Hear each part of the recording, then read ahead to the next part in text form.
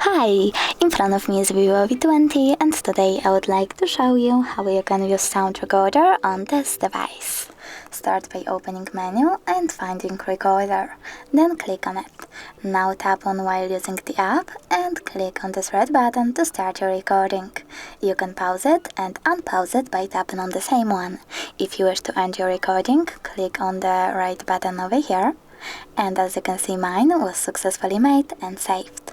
You can always delete it though by clicking on the spin icon over here and tapping on remove.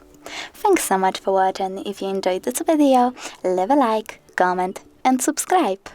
Bye!